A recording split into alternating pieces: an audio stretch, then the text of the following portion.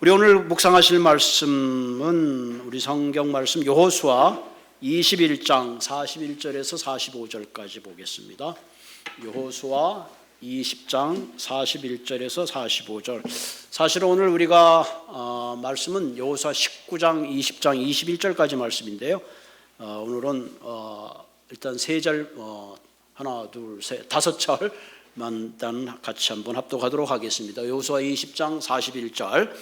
레위 사람들이 이스라엘 자손의 기업 중에서 받은 성읍은 모두 48성읍이요 또 그 목초지들이라.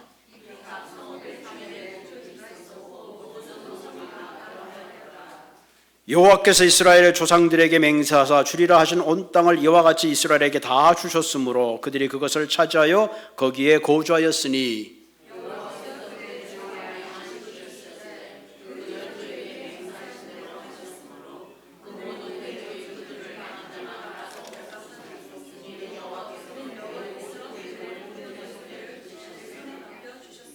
같이 읽겠습니다. 여호와께서 이스라엘 족속에게 말씀하신 선한 말씀이 하나도 남음없이 다 응하였더라. 다 응하였더라. 아멘입니다. 1885년도에 호러스 그랜트 언더우즈 선교사가 한국에 들어왔습니다. 그분이 연희 전문 학교와 경신학교를 설립하며 아까 제가 나누었던 기도 제목처럼 그 어두운 가운데 희망이 없고 앞이 안 보였지만 그 믿음의 씨앗은 오늘 거대한 큰 복음의 아름다움을 이루었습니다. 하루는 이 언더우드 선교사님에게 젊은 목사 부부가 찾아왔습니다. 부인은 사모님이 이미 만삭이 되어 있었고 젊은 목사님은 수심에 가득 찬 얼굴로 이렇게 말합니다. 선교사님, 더 이상 앞이 보이지 않습니다. 희망이 보이지 않습니다. 교인들은 다 떠나가고 이제 저희 둘만 이렇게 남았습니다. 그때 선교사님이 목사님 아닙니다. 여전히 당신에게는 희망이 남아 있습니다. 도대체 무슨 희망이 남아 있단 말입니까? 이제는 교인들이 다 떠나고 하나도 없으니 이제 교인이 늘 일만 남았지요. 그렇게 얘기했대요. 이제 조금 있으면 사모님이 출산하면 교인의 3분의 1이 증가하는 거 아닙니까? 아무리 큰 소낙비가 내려도 그 비는 반드시 그칩니다. 그렇게 말씀을 하셨다고 합니다. 유대인의 탈무드 가운데 이런 어록이 있어요. 인간에게는 빛과 그림자가 동시에 존재한다. 그죠? 우리가 길을 가다 보면 햇빛이 비치면 나로 인하여 그림자가 있는 거죠. 그때 우리는 그림자만 보고 슬퍼하는 것이 아니라 어둠만 보고 절망하는 것이 아니라 늘 빛에 우리의 삶에 초점을 맞추는 것이 대단히 중요합니다. 왜? 우리의 삶에는 늘 빛과 그림자가 있고 때로는 그 그림자 때문에 힘들어할 때가 많이 있습니다. 때때로 우리는 우리의 삶 가운데 경제적이라는 그림자가 있고 또 생각지 못하는 이민생활 속에 신분의 문제 때문에 괴로워하는 사람이 있고 때로는 생각지 않는 부부의 갈등이 찾아오기도 하고 때로는 관계 문제가 찾아옵니다. 이럴 때 우리는 그 그림자 앞에서 멈추지 말고 그림자를 넘어서 빛을 볼 수 있는 그런 믿음의 마음이 필요합니다. 한 가지 중요한 사실은 내가 예수를 믿는다고 모든 고난에서부터 면제되지 않아요. 우리도 역시 동일한 고난을 가지고 문제를 가지고 이 땅을 살아가고 있습니다. 그런데 여러분, 한 가지 중요한 사실은 하나님은 그 고난의 끝자락에 반드시 선으로 아름다운 결론을 맺게 하신다는 사실입니다. 할렐루야. 오늘 본문에 아주 중요한 말씀을 하나 하고 있죠. 하나님께서 이스라엘 백성들에게 약속하신 그 모든 것을 응하셨더라. 그 결론입니다. 그 힘들고 어렵고 척박하고 어둠의 긴 터널을 지났지만 그 결론은 하나님께서 밝은 빛 가운데로 인도하셨더라. 할렐루야. 제가 예언 한번 할까요? 저와 여러분의 인생의 결말은 가장 아름답게 끝날 것입니다. 할렐루야. 왜? 하나님이 그렇게 약속해 주셨습니다. 그러니까 여러분, 내 인생에 그냥 미저러버리게 끝날 거라는 생각은 꿈에도 꾸지 마시고 내 인생의 결말은 가장 아름다울 것이다. 할렐루야. 따라합시다. 내 인생의 결말은 가장 아름다울 것이다. 왜? 하나님이 그렇게 결론 지어 주시기 때문에 그렇습니다. 여러분, 야고보서 5장 11절에 보면 보라, 인내하는 자들 우리가 복되도다 하나니 너희가 욥의 인내를 들었고 주께서 주신 결말을 보았거니와 주는 가장 자비하시고 긍휼히 여기시는 분이시니라. 우리가 믿는 하나님은 자비하시고 긍휼히 여기시는 분입니다. 성경에 보면 욥이라는 사람인데 욥이 큰 고난을 당했지만 너희들이 그 욥의 고난을 들었지만 동시에 뭐예요? 주께서 그에게 하신 결말을 보았다. 욥이 고난으로 끝나는 것이 아니라 그의 결말은 결국은 그 전에 있던 소유보다 갑절의 은혜를 받았다 하는 얘기죠. 욥이 어떤 고난을 당했습니까? 하루아침에 많은 재산이 다 날아가 버렸습니다. 재산을 잃은 걸 다시 찾으면 되지만 자녀들이 한꺼번에 다 죽고 말았어요. 심지어는 자신의 몸에 악창이 나서 기아장으로 몸을 긁으면서 차라리 태어나지 말 것을, 그럼에도 불구하고 욥은 한마디도 하나님을 원망하지 않았어요. 그 고난 가운데 욥은 내가 머리로만 알던 하나님을 내가 이제 가슴으로 알았다고 고백합니다. 그리고 결말에 42장 10절에 보면 욥이 그의 친구를 위하여 기도할 때에 여호와께서 욥의 공경을 돌이키사 여호와께서 욥에게 이전의 모든 소유보다 갑절로 주신지라. 아멘. 이전의 모든 소유보다 갑절로 주신지라. 이 말은 뭐예요? 네가 아무리 고난을 당하고 힘들고 어려운 그런 삶의 끝자락으로 끝나는 것이 아니라 궁극적으로 하나님께서는 어떻게 해요? 가장 아름다운 결론으로 그에게 갚아주셨다. 자비하시고 긍휼이 많으신 하나님은 욥의 고난 가운데 아름다운 결말을 우리에게 보여주신 것은 너희들 역시 고난의 끝자락에 아름다움으로 갚아주신다는 동일한 약속을 해주시는 줄로 믿습니다. 그렇기 때문에 우리는 어둠에 주저앉아 있지 말고 어둠의 시간을 넘어 주님이 준비하시는 아름다운 결말을 믿음의 눈으로 볼 수 있기를 주님의 이름으로 부탁을 드립니다. 그동안 우리는 계속 여호수아를 묵상해 왔습니다. 오늘은 마침내 이스라엘 백성들이 하나님이 약속한 가나안 땅을 다 정복하고 그들에게 모든 적으로부터 참된 안식과 복을 임하게 하신 결론적인 말씀을 우리가 함께 보고 있습니다. 43절 볼까요? 43절에 보면 여호와께서 이스라엘 조상에게 맹세하사 주리라 하신 온 땅을 이와 같이 이스라엘 백성에게 다 주셨으므로 그들이 그것을 차지하여 거기에 거주하셨다. 하나님이 약속하신 그 땅을 하나님이 조금 주신 게 아니라 절반만 주신 게 아니라 뭐예요? 약속대로 다 주셨다 하는 겁니다.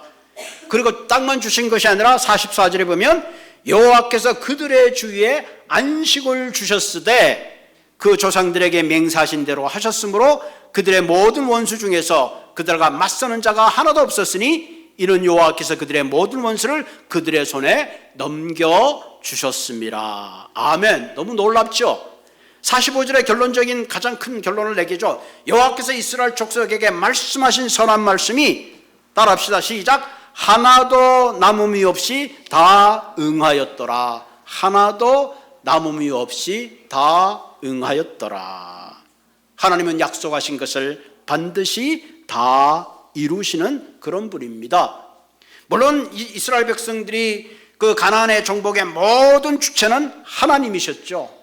그러나 동시에 그 이스라엘 백성들이 감당해야 될 몫도 있었어요. 그들은 끊임없는 수많은 적들을 상대해서 계속 전쟁을 치루하였고 나중에 땅을 얻은 다음에 각 지파의 땅의 기업을 나누면서 분쟁도 있었습니다. 그럼에도 불구하고 마침내 그들에게는 하나님이 주시는 진정한 안식이라는 결말에 도달했습니다. 우리가 중요한 것은 하나님께서 그분의 약속을 이루실 때에 그분이 주체가 되어서 그 모든 것을 이루시기도 하지만 동시에 그 약속에 순종하고 동참하는 사람들을 통해서 그 약속을 함께 이루어 가신다는 사실입니다. 16세기 종교의 어두운 시절에 주님께서 마틴 루터라는 사람을 부르셨고요, 성교의 어두운 시기에 주님은 윌리엄 켈리라는 선교사를 통해서 복음의 문을 여셨고, 19세기 영국의 부흥을 위해서는 찰스 스펄전 같은 목사님을 불렀습니다. 어두운 시기에 하나님은 그 모든 어두운 시기에 불을 밝히는 주체가 되시지만, 동시에 그 주체에 함께 할 수 있는 동일한 순종하는 사람, 믿음의 사람들을 부르셔서 위대한 일을 행하시는 그런 분이라는 사실입니다. 어떤 통계에 보면 여전히 하나님 복음을 듣지 못하고 빛을 보지 못하며 어두운 가운데 죽어가는 사람이 15만 명이라고 합니다. 그렇게 생각할 때 오늘 말씀을 듣고 우리가 예배를 드리는 이 순간에도 복음을 듣지 못하는 수많은 사람들이 죽어간다고 생각했을 때에 정말 우리 한 사람 한 사람을 향하신 하나님의 부르심이 어떤 부르심인가 하는 것을 우리가 이 시간 다시 한번 생각하게 됩니다. 오늘 본문을 통해서는 하나님이 우리를 불러서 어둠을 이기게 하시는 중요한 몇 가지 사실을 우리가 깨달을 수 있습니다. 특별히 하나님의 계획을 성취하기 위해서 하나님이 우리에게 필요한 세 가지 중요한 원리를 오늘 여호수아 19장, 20장, 21절에서 발견할 수 있습니다. 여호수아 19장에서는 출중했던 여호수아의 영성을 다루고, 20장에서는 모세에게 이미 약속하셨던 도피성에 대한 이야기를 나누고, 오늘 본문 21장 마지막에는 레위 직하의 소개에 대한 이야기가 나옵니다. 자, 그럼 우리가 어둠을 밝히고 어둠을 이기기 위해서 중요한 세 가지 원리가 필요한데, 그 첫 번째 원리가 비움의 영성입니다. 비움의 영성. 우리가 어둠을 밝히기 위해서 반드시 비움의 영성이 필요한데, 이 말은 뭐예요? 내가 나를 비워내지 않으면 우리는 결코 하나님의 약속을 성취할 수가 없다 하는 겁니다. 지금 읽지는 않았지만요, 여러분 여호수아 19장 49절에서 50절에 보면 이스라엘 자손이 그 경계를 따라서 기업의 땅 나누기를 마치고 자기들 중에서 눈의 아들 여호수아에게 기업을 주었으되, 여호와의 명령대로 여호수아가 구한 성읍 에브라임 산지 딥낫세라를 주매 여호수아가 그 성읍을 중건하고 거기에 거하였더라. 여호수아 19장에 보면 가나안을 정복한 여호수아가 각 지파에게 모든 땅을 나누어 줬습니다. 그 땅을 다 나누어 주고 마침내 자기의 성을 갖게 되는 거죠. 그 산지가 바로 딥낫세라는 산지를 취하게 됩니다. 근데 이 딥낫세라는 곳은 보면 여호수아가 성읍을 중건했다는 말하면 성읍이 있었던 땅이 아니에요. 이 딥낫세라는 땅은 12지파를 다 나누어 주고 난 소위 말하면 레프트 오버의 땅, 모든 지파가 원하지 않는 땅을 여호수아는 그 땅을 취했다 하는 겁니다. 여러분, 어떻게 보면 가나안 정복에 지대한 공을 세운 사람이 여호수아입니다. 여호수아는 자기가 정복한 땅에 가장 노른자 좋은 땅을 가질 수 있는 영향력이 있고 권력이 있고 당연히 그래야 되는 우선권이 그에게는 있었습니다. 그는 그에게 충분한 자격이 됨에도 불구하고 그런 12지파에게 좋은 땅을 다 나누어주고 가장 빈약한 땅, 다른 사람이 원하지 않은 그 땅을 그는 차지하고 거기에 성을 세우고 거기에 인생을 마감했습니다. 여기서 여호수아가 군대 장관으로서 가나안 땅을 정복하는 위대한 군사적인 이미지도 있지만, 더 위대한 것은 이 여호수아의 비워냄의 영성이 하나님께서 여호수아와 함께 일할 수 있었다는 위대한 가장 중요한 이유를 우리는 발견하게 됩니다. 여러분, 비워냄의 영성의 가장 모델이 되시는 분이 바로 예수님이시죠. 우리가 빌립보서에 보면 그는 근본 하나님의 본체시나 하나님과 동등됨을 취할 것으로 여기지 아니하시고 오히려 자기를 비워 종의 형체를 가져 사람과 같이 되셨다. 이 말은 예수님 본성 그 자체가 하나님이라고 했어요. 예수님은 하나님이시고 하늘의 영광과 보좌와 왕권을 충분히 누리실 수 있는 그분인데, 그분이 온 인류를 위하여 스스로 비워내시고 스스로 종이 되시고 스스로 하나님의 뜻 가운데 십자가에 돌아가시는 그런 삶을 살으셨다 하는 거죠. 이처럼 자신을 비워낸 예수 그리스도를 하나님은 이렇게 높이셨죠. 빌립보서 2장 9절 10절 이러므로 하나님이 그를 지극히 높여 모든 이름 위에 뛰어난 이름을 주사 하늘에 있는 자들과 땅 아래 있는 자들과 모든 무릎을 예수의 이름에 꿇게 하시고 모든 입으로 예수 그리스도를 주라 시인하여 하나님 아버지께 영광을 돌리게 하셨다. 아멘. 우리 하나님은 내 자신을 비워내면 하나님이 세워주십니다. 여러분, 이것이 비움의 능력이고 진정한 영성의 체험입니다. 그런데 우리가 내 자신을 비워내는 게 쉬울까요? 참 어렵습니다. 우리가 내 자신을 비워낼 수 있는 가장 중요한 것은 하나님의 비전을 보는 거예요. 하나님의 꿈을 보게 되면, 하나님의 약속을 믿게 되면 그때 우리는 우리 자신을 비워낼 수가 있습니다. 여러분, 여호수아는 모세의 부관이었고 모세의 참모이기도 하고 모세와 동력자이기도 했어요. 그런 이스라엘 백성들을 하나님께서 출애굽시킬 수 있는 그 사건을 직접 목도하기도 했고 그의 조상 아브라함에게 약속하신 그 하나님의 약속을 그는 알았고 뿐만 아니라 가나안 정복하면서 하나님이 어떤 비전을 가지고 이 전쟁을 시작하시고 이것을 어떻게 끝내시는가를 누구보다 알았습니다. 여호수아의 마음속에는 하나님의 약속에 대한 분명한 꿈과 비전이 있었어요. 그렇기 때문에 그런 자신이 정복한 그 모든 가나안 땅을 지파에 따라 다 나눠주더라도 그에겐 그것이 그렇게 대수롭지 않습니다. 왜? 하나님의 약속에 분명한 것을 봤기 때문에 내가 좀 더 좋은 땅을 차지하고 내가 좀 더 백성 위에 군림하는 그것이 얼마나 부질없는 것을 깨달았어요. 여러분, 태양을 본 사람이 촛불에 연연하지 않습니다. 우리 모두에게 하나님이 주신 분명한 약속과 믿음이 있을 때에 우리는 우리 자신을 비워낼 수가 있습니다. 그 대표적인 사람이 바로 바울이죠. 바울. 그는 하나님의 부르심을 받을 때 자기가 그처럼 소중하게 생각했던 모든 것들을 배설물처럼 여겼다 그랬습니다. 뿐만 아니라 그는 날마다 죽노라. 왜? 바울은 자신이 죽지 않고는 결코 하나님의 꿈이 펼쳐질 수 없기 때문에 그랬습니다. 자신이 죽지 않고는 하나님이 나타나지 않기 때문에 그랬습니다. 내 자신을 비워낼 때 나를 통해서 하나님의 꿈을 이루시며 이방인을 위한 사도로서의 삶을 살 수 있기 때문에 그랬습니다.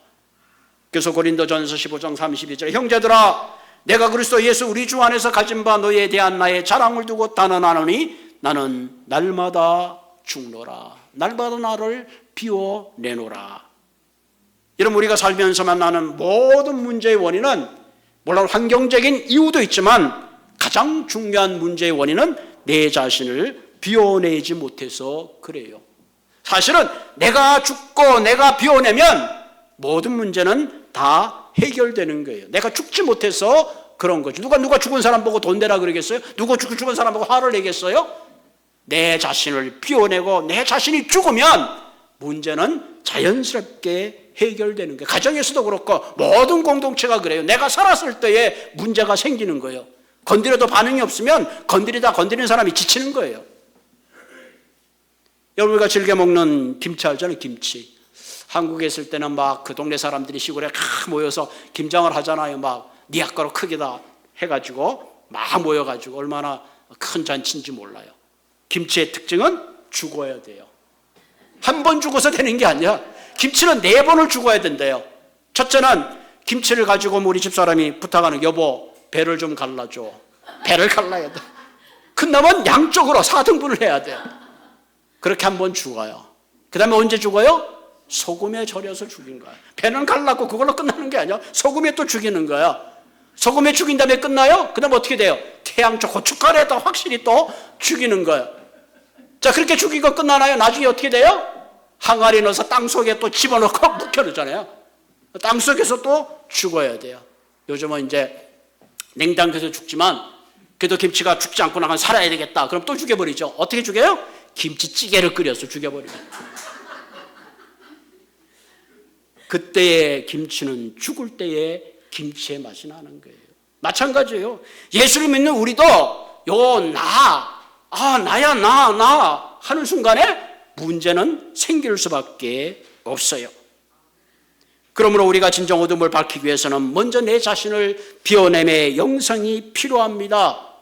내가 죽을 때 거기에 그리스도의 향기가 나타나고 내가 죽을 때 그리스도의 능력이 나타나고 대신에 나의 야망, 나의 뜻, 나의 고집이 나타날 때에 우리는 분쟁과 싸움이 일어날 수밖에 없습니다. 그러므로 사랑하는 성도 여러분, 우리가 어둠을 이기는 중요한 방법은 먼저 내 자신을 비워낼 때에 어둠은 물러갑니다.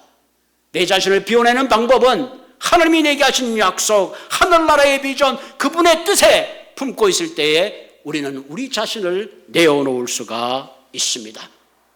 두 번째 우리에게 필요한 것은 바로 도피성이에요. 도피성, 은혜의 터전이 필요합니다. 우리가 어둠을 이기기 위해서는 비움의 영성이 필요하고 우리에게 도피성이 필요해요. 여호수아 20장 1절 3절에 보면 여기 본문에서 읽지는 않았지만요, 여러분 1절 3절 여호와께서 여호수아에게 말씀하여 이르시되 이스라엘 자손에게 말하여 이르기를 내가 모세를 통하여 너희에게 말한 도피성을 너희를 위하여 정하라. 이 모세 때 하나님께서 너희들이 가나안 땅에 가게 되면 도피성을 만들라 그랬어요. 그래서 여호수아가 3절에 보면 도피성을 만들라 그랬는데 정하여 부지 중에 실수로 사람을 죽인 자를 그리로 도망하게 하라. 이는 너희를 위한 피해 보복을 피할 것이라. 그러니까 여호수아가 이 명령을 따라서 가나안 땅을 정복한 다음에 도피성을 6군데를 만들었어요. 한마디로 이 도피성은 뭐냐? 내가 부지 중에 어떻게 실수로 사람을 죽였을 때에 사람을 죽인 자는 반드시 죽이게 돼 있잖아요. 그 사람이 도망갈 곳을 만든 거예요. 내가 사람을 죽인 다음에 어떻게 하다가 밀치다가 그냥 미끄러져서 넘어졌을지라도 사람이 죽었을 때 그 사람을 위해서 도피성을 만들었어요. 그래서 그 도피성에 들어가면 그 사람이 거기서는 보호를 받게 되어 있었습니다.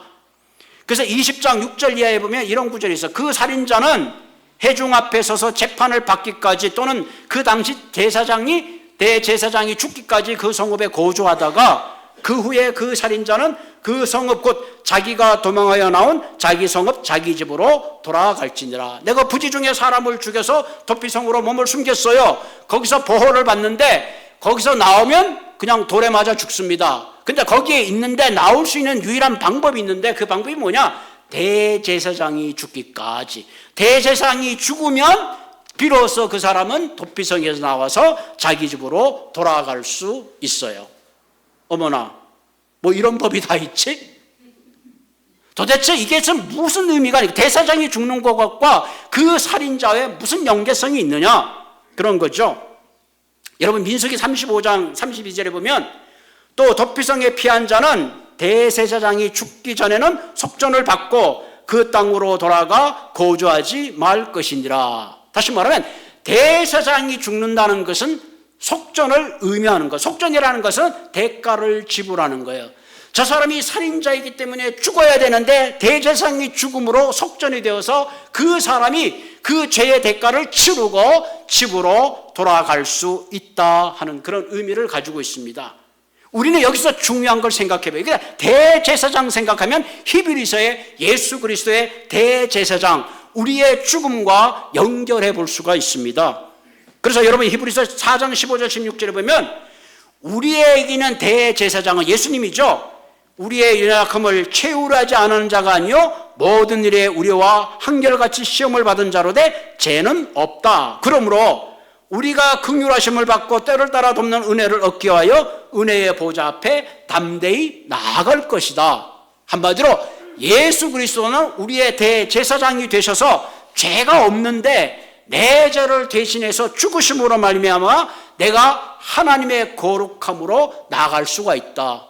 구약의 본문은 내가 산일을 했는데 내가 죽어야 마땅하는데 대제사장이 죽음으로 내 죄를 속전하심으로 내가 가족에 돌아갈 수 있다는 맥락과 연결해 볼 수가 있는 거죠.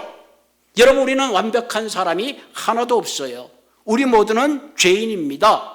그렇기 때문에 우리에게는 도피성 피난처가 필요합니다. 내가 잘못했을 때에 나를 보호해 주시는 은혜의 장소가 필요하다는 사실이에요.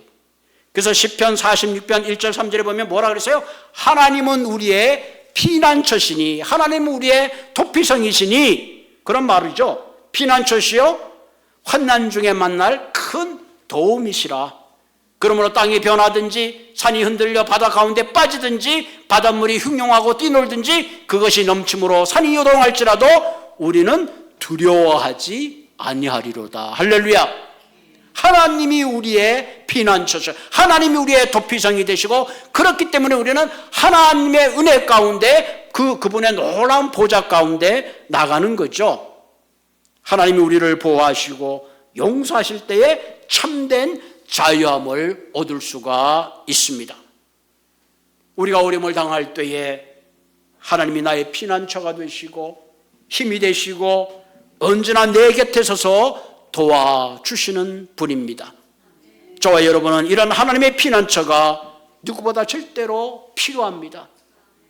세상의 살인자, 죄인, 실패한 자, 고통받는 자, 업신여김을 당하는 자, 억울한 일대가 이 모든 사람이 필요한 그분이 바로 우리의 피난처이신 하나님의 품입니다. 우리가 하나님의 품 안에 있을 때에 비로소 거기서 용서가 있고 자유함을 얻게 된다는 사실입니다. 이런 의미에서 우리가 어둠을 이기고 하나님이 원하신 약속의 땅을 정복하며 진정한 안식을 얻기 위해서는 먼저 내 자신을 비워내고 진정 우리의 피난처 되시는 하나님의 품에 들어가야 합니다. 그리고 세 번째 마지막으로는 축복의 불씨가 되어야 합니다. 여호수아 21장에는 레위 지파의 기업과 역할에 대해서 나옵니다. 오늘 본문 우리가 같이 읽었죠. 41절에 보면, 41절 볼까요? 자, 41절에 보면 레위 사람들이 이스라엘 자손의 기업 중에서 받은 성읍은 모두 48성읍이요 그 목초지들이라 각 성읍의 주위에 목초지가 있었고 모든 성읍이 다 그러하였더라. 여러분, 레위 지파는 고유한 분깃이 없었어요. 다른 지파가 레위 지파가 거주할 성읍을 준 거예요. 그 성읍이 46개가 됐고 그 주위에 목초지가 있어서 그걸 통해서 그들은 먹고 살았습니다. 그러니까 하나님은 왜 레위 지파에게 따로 그들에게 기업을 주지 않았느냐? 그 이유는 레위 지파에게 있어서 하나님이 그들의 지파가 되셨어요. 또 하나 중요한 이유는 각 지파에서 레위 지파에게 성읍을 준 이유는 뭐냐면 그 레위 지파가 각 지파에 흩어져서 그들의 역할을 감당하게 하기 위한 거예요. 12지파가 준 성읍과 거기서 그 레위 지파가 한 일은 뭐예요? 우리가 아는 대로 레위 지파는 성막에 봉사하고 제사에 참여하고 한마디로 예배를 드리게 하는 사람이에요. 그러니까 레위 지파가 각 지파에 흩어져서 거기서 뭘 했겠어요? 그 지파의 예배를 준비하고 예배의 불씨가 돼서 그들로 하여금 예배자로 바로 서게 하시기 위해서 하나님이 그렇게 하셨다 하는 겁니다. 이런 의미에서 하나님 오늘 저와 여러분들을 사실은 레위 지파로 불렀어요. 그래서 우리가 어디를 가든지 우리 한 사람 한 사람은 그곳이 예배의 불씨가 되어야 되고 축복의 불씨가 되는 사명을 가지고 있습니다. 이거는 제가 하는 얘기가 아니고 베드로전서 2장 9절 12절에 이렇게 말씀하셨어요. 오늘 너희는 택한 족속이요 왕같은 제사장들이요 거룩한 나라요 그의 소유된 백성이니 이는 너를 어두운 가운데서 불러내어 그의 기이한 빛에 들어가게 하신 자의 아름다운 덕을 선전하게 하려 하심이라. 아멘. 내가 왜 너희들의 이름을 불러서 예수를 믿게 하고 오늘 예배를 드리게 하고 하나님의 백성이 되게 했느냐? 그 이유는 내가 너로 하여금 아름다운 덕을 선전하게 하시기 위해서 불러주셨다. 할렐루야. 이 아름다운 덕이라는 게 뭐예요? 결국은 우리로 하여금 예배의 불씨가 되고 복음의 불씨가 되고 축복의 불씨가 되게 하시기 위해서 저와 여러분들을 불러주신 겁니다. 아멘. 그래서 사도행전 8장에 보면 빌립이라는 집사는 초대교회 순교자죠. 예루살렘에 큰 박해가 일어났을 때 그가 사마리아로 갔습니다. 그 사마리아 어두운 곳에 가서 그런 복음의 빛을 전해 주었어요. 그래서 사마리아 성에 많은 사람들이 그 복음의 빛을 듣고 축복의 그 빛 가운데 놀랍게 부응했어요. 사도행전 5장 8절에 보면 빌립이 사마리아 성에 내려가 그리스도를 백성에게 전하니 무리가 빌립의 말을 듣고 행하는 표적도 보고 일심으로 그의 말하는 것을 쫓더라. 많은 사람들에게 붙어있던 더러운 귀신들이 크게 소리 지르고 나아가고 또 마든 중풍병자와 안진병이 나오니 그 성에 큰 기쁨이 있었더라. 할렐루야. 다른 어떤 백성보다도 사마리아 성에 있는 사람들은 차별을 받았던 사람들이요 상처받았던 사람들이요 어둠이 있었던 사람들입니다. 그러나 빌립이 거기 가서 복음의 불씨가 되었을 때에 상처받고 버림받고 보호받지 못하고 외롭던 그들에게 놀라운 기쁨과 놀라운 하나님의 아름다움이 그 성에 일어났습니다. 그 성에 큰 기쁨이 있었더라. 할렐루야. 그러므로 저와 여러분들은 어디에 가든지 기쁨의 불씨가 되어야 돼요. 복음의 불씨가 되어야 돼요. 축복의 불씨가 되어야 됩니다. 근데 불행하게도 가가지고 불행의 불씨가 되면 안 되죠. 싸움의 불씨가 되면 안 됩니다. 왜? 우리에게 축복의 불씨가 되라고 주님은 어두운 가운데서 우리를 불러주셨습니다. 오늘 이 말씀을 생각하면서 여러분 다시 한번 마음의 결단을 합시다. 하나님께서 우리의 결말을 아름답게 해주시는데 그 결말에 아름다운 삶을 살기 위해서는 먼저 내 자신을 비워내야 합니다. 철저하게 내 자신을 비워내고 내 뜻대로 내 고집대로 내 뜻대로 살아가는 것이 아니라 하나님의 비전을 품을 때에 우리는 내 자신을 내려놓을 수가 있습니다. 또한 우리에게는 하나님의 도피성이 필요해요. 하나님의 보호가 필요해요. 하나님의 용서가 필요합니다. 그 가운데 있을 때 우리가 진정한 평화를 얻고 보호를 얻고 자유를 얻습니다. 바로 예수 그리스도 대제사장 되신 분이 우리의 보호자가 되시고 우리를 지켜주시며 우리의 영원한 도피성이 되시고 자유를 주십니다. 그리고 맨 마지막에는 우리 한 사람 한 사람이 레위 지파처럼 내가 어디 가든지 복음의 씨를 심고 축복의 씨를 심고 평화의 씨를 심고 이 땅에 진정 주님의 아름다운 나라를 만들어 가시는 한 분 한 분 되기를 주님의 이름으로 부탁을 드립니다. 우리 함께 기도하겠습니다. 주님, 지금은 아무것도 보이지 않습니다. 지금은 아무것도 보이지 않습니다. 메마르고 가난한 땅, 나무 한 그루 시원하게 자라오르지 못하고 있는 땅에 저희를 옮겨와 심으셨습니다. 그 넓은 태평양을 어떻게 건너왔는지 그 사실이 기적입니다. 주께서 붙잡아 뚝 떨어뜨려 놓으신 듯한 이곳 지금은 아무것도 보이지 않습니다. 보이는 것은 고집스럽고 얼룩진 어둠뿐입니다. 어둠과 가난한 인생에 묶여있는 조선 사람뿐입니다. 그들은 왜 묶여있는지도 왜 고통받는지도 모르고 있습니다. 고통을 고통인 줄 모르는 사람에게 고통을 벗겨주겠다고 하면 의심하고 화부터 냅니다. 조선 남자들의 속셈이 보이지 않습니다. 이날의 조정의 내심도 보이지 않습니다. 가모를 타고 다니는 여자들은 영영 볼 기회가 없을 줄도 모릅니다. 조선의 마음이 보이지 않습니다. 그리고 저희가 해야 할 일이 보이지 않습니다. 그러나 주님, 순종하겠습니다. 겸손하게 순종할 때 주께서 일을 시작하시고 그 하시는 일을 우리의 영적인 눈을 볼 수 있는 날이 올 줄로 나는 믿나이다. 믿음은 바라는 것들의 실상이요 보지 못하는 것들의 증거라고 말씀하신 말씀을 따라 조선의 믿음의 앞날을 주님께 볼 수 있게 될 줄로 믿습니다.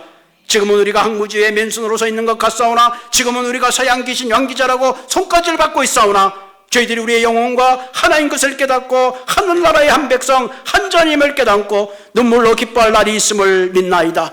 지금은 예배드릴 예배당도 없고 학교도 없고 그저 경계의 의심과 멸시와 천대함이 가득한 곳이지만 이곳이 머지않아 온 땅의 은총의 땅이 되리라는 것을